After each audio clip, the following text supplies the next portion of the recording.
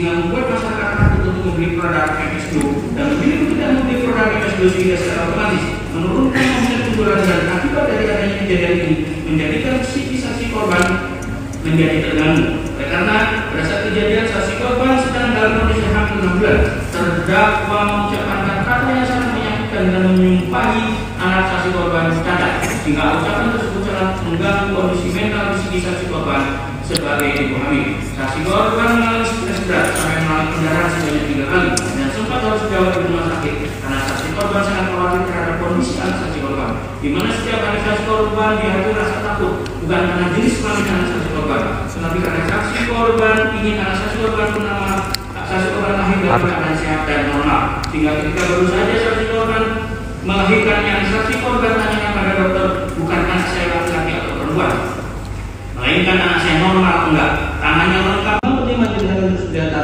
Maka menurut majelis hakim terhadap unsur dan maksud untuk menguntungkan diri sendiri atau orang lain secara melawan hukum dengan ancaman pencemaran telah terpenuhi menuntut hukum.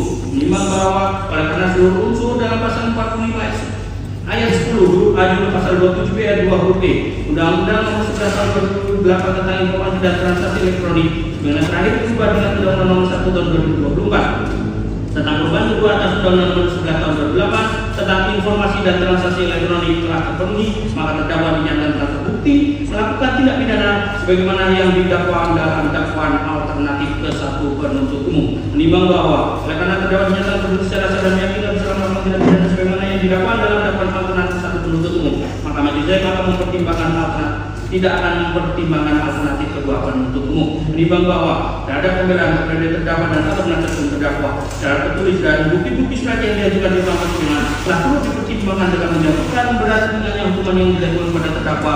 Dan selanjutnya majelis hakim memberikan pendapatnya sebagai berikut. Menimbang bahwa terkait barang bukti sedang dalam perkara apa tersebut telah dilakukan pemeriksaan sebagaimana hasil pemeriksaan digital forensik nolai 0590 VKP garis miring 2025 tanggal 1 Januari 2025. Menimbang bahwa hal ini juga telah sesuai dengan dalam pasal 5 ayat 1 Undang-Undang Nomor 11 Tahun 2008 tentang Informasi dan Transaksi Elektronik sebenarnya terakhir pada Undang-Undang Nomor 1 tentang tahun 2024 tentang perubahan atas Undang-Undang Nomor 11 Tahun 2008 tentang Informasi dan Transaksi Elektronik bahwasanya informasi elektronik dan atau dokumen elektronik dan atau hasil cetaknya merupakan alat bukti hukum yang sah. Dan ayat 2 bahwa informasi elektronik dan atau dokumen elektronik dan atau hasil cetaknya sebagaimana dimaksud kepada ayat 1 merupakan perluasan nilai bukti yang sah sesuai dengan hukum acara yang berlaku. Menimbang bahwa postingan berupa reel akun Instagram tanggal 17 dan story akun Instagram tanggal 26 tersebut menurut majelis hakim bukanlah sebuah dongeng, di mana cerita dongeng biasanya ditulis dengan gaya penceritaan secara lisan, bersifat fiktif atau khayalan. Amanat atau pesannya biasa dituliskan dalam cerita dan tema dari suatu dongeng akan mengandung pesan moral. Maka dengan demikian terdapat unsur intrinsik yang membentuk cerita dongeng dari dalam. Unsur intrinsik dongeng meliputi tema, amanat, latar, sudut pandang, tokoh, penokohan, alur. Sedang unsur ekstrinsik unsur yang membentuk dari luar dan unsur ekstrinsik meliputi latar belakang masyarakat dan latar belakang pengarangnya. Menimbang bahwa dalam persidangan majelis hakim tidak menemukan adanya alasan yang dapat menghapus pertanggungjawaban pidana, baik sebagai alasan pembenar dan atau alasan pemaaf. Maka dengan demikian terdakwa merupakan subjek hukum yang mampu mempertanggungjawabkan perbuatannya tersebut. Menimbang bahwa oleh karena terdakwa mampu bertanggung jawab, maka harus dinyatakan bersalah dan dijatuhi pidana yang setimpal dengan perbuatannya.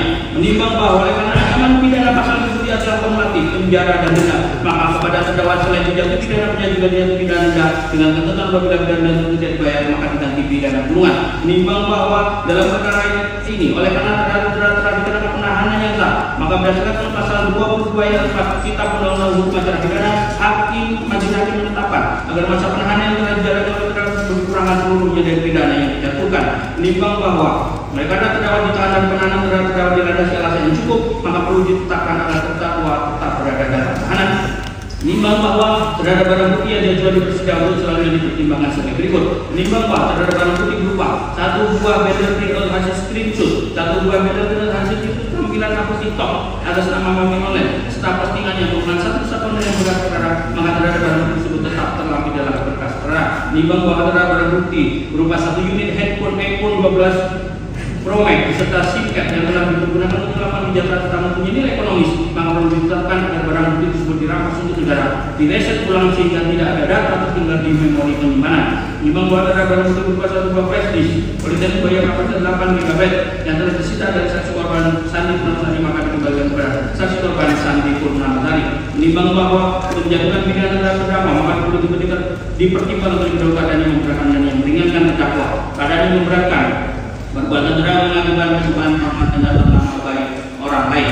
Keadaan yang meringankan, terdakwa pernah dihukum terdakwa sebagai tulang punggung keluarganya. Menimbang bahwa karena terdakwa jatuh pidana, maka harusnya dibebani untuk membayar biaya perkara. Mengingat pasal 45 ayat 10 huruf A, itu pasal 27B ayat 2 huruf A Undang-Undang Nomor 11 Tahun 2008 tentang Informasi dan Transaksi Elektronik, sebagaimana terakhir dibuka dengan Undang-Undang Nomor 1 Tahun 2024 tentang Perubahan atas Undang-Undang Nomor 11 Tahun 2008 tentang Informasi dan Transaksi Elektronik, dan Undang-Undang Nomor 8 Tahun 1981 tentang Kitab Undang-Undang Hukum Acara Pidana serta peraturan perundang-undangan yang bersangkutan.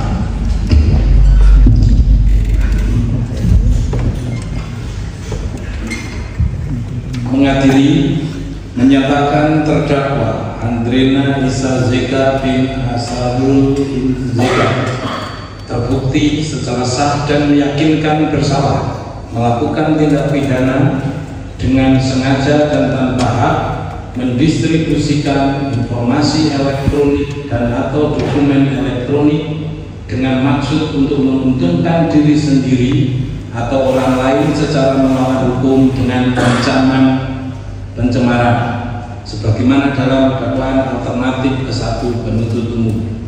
2. Menjatuhkan pidana kepada terdakwa tersebut oleh karena itu dengan pidana penjara selama 3 tahun dan 6 bulan dan denda sejumlah 10 juta rupiah. Apabila denda tersebut tidak dibayar, maka akan diganti dengan pidana kurungan selama 2 bulan. Menetapkan masa penahanan yang telah dijalani oleh terdakwa dikurangkan seluruhnya di pidana yang dilakukan. Menetapkan agar terdakwa tetap ditahan. Menetapkan barang bukti berupa 1 bundle print out hasil screenshot tampilan akun Instagram atas nama Zegario beserta postingannya, 1 bundle print out hasil screenshot tampilan akun TikTok atas nama _mami online beserta postingannya terlampir dalam berkas perkara, 1 unit handphone iPhone 12 beserta SIM card dirampas untuk negara, 1 buah flash disk Politeknik Ubaya kapasitas 8 GB berisikan unduhan video Instastory dan reel Instagram dari akun Instagram atas nama _Zegarian dikembalikan kepada saksi korban Sandi Purnamasari, membebani terdakwa membayar biaya perkara sejumlah Rp5.000. Saudara, kita putus 3 tahun 6 bulan ya dengan denda 10 juta. Apabila tidak dibayar maka diganti dengan pidana kurungan 2 bulan. Atas putusan ini konsultasi dengan penasihat hukum, saudara terima, banding atau pikir-pikir, silakan masuk.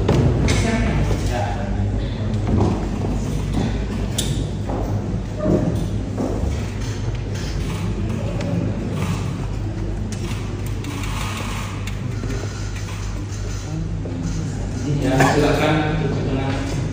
Bagaimana penasihat hukum? Bagaimana ini? Pikir-pikir ya. Oke. Penuntut umum. Oke, penuntut umum juga pikir-pikir, jangka waktunya 7 hari. Silakan. Oleh karenanya maka sidang selesai dan ditutup. Alhamdulillah. Bisa ya? Masih tidak mungkin. Masih ya? Hari ini apapun ada yang salahnya. Enggak lagi. Kalau saudara misalnya merasa ini buat gini, sedikit nggak bisa ya? silakan. Nah, kalau saudara merasa tidak pas dengan putusan kami dengan penuntut umum umum juga begitu, supaya